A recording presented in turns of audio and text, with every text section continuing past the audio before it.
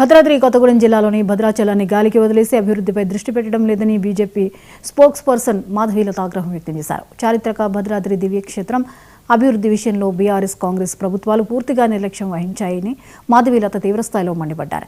ఈ ప్రాంత అభివృద్ధికి నిధులు కేటాయించకపోవడం శోచనీయమన్నారు. కూటమి మద్దతుతో సర్పంచ్ అభ్యర్థిగా పోటీ చేస్తున్న హరిశ్చంద్ర నాయక్ను గెలిపించాలని మాధవీలత భద్రాచలంలో ప్రచారం చేశారు. ముఖ్యమంత్రిగా ఉన్న రేవంత్ ప్రజల సమస్యలపై దృష్టి పెట్టకుండా మతపరమైన అంశాలను లేవనెత్తుతున్నారని దుయ్యబట్టారు. గవర్నమెంట్ ఏమో వాగ్దానాల మీద వాగ్దానాలు చేస్తే రాముడి దర్శనం కూడా చేసుకోవడానికి ఏది ఇక్కడ ముంచెత్తిపోయారు. వరదలు ముంచడం కన్నా దేవుడు ఎలాగా వీడు ముంచుతున్నారు. 2019 నుంచి 20 ఫైనాన్స్ కమిషన్ 1028 కోట్ల రూపాయలు గ్రామ పంచాయతీలకు ఇవ్వాలి అని చెప్పడం జరిగింది. కేంద్ర ప్రభుత్వం 1028 కోట్లు ఇచ్చింది.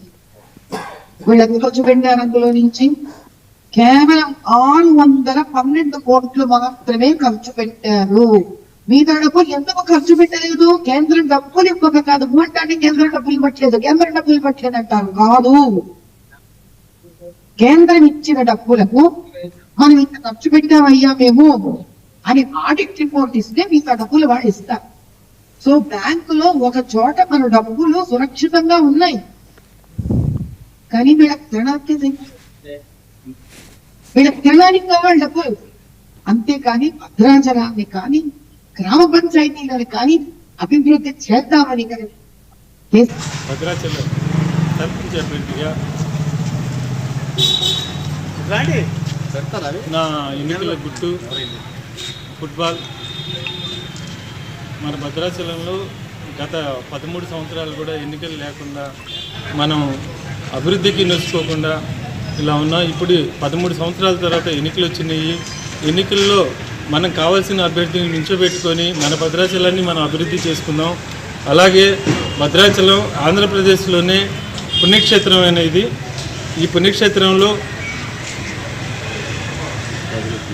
అభివృద్ధి చేసుకుందాము. అలాగే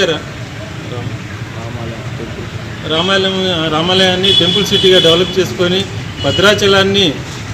భద్రాచలంలో ఇప్పటి వరకు కూడా ఎన్ని సంవత్సరాలు అయినా కూడా మనకి తెలంగాణ అయ్యి డంపింగ్ యార్డ్ కూడా లేదు.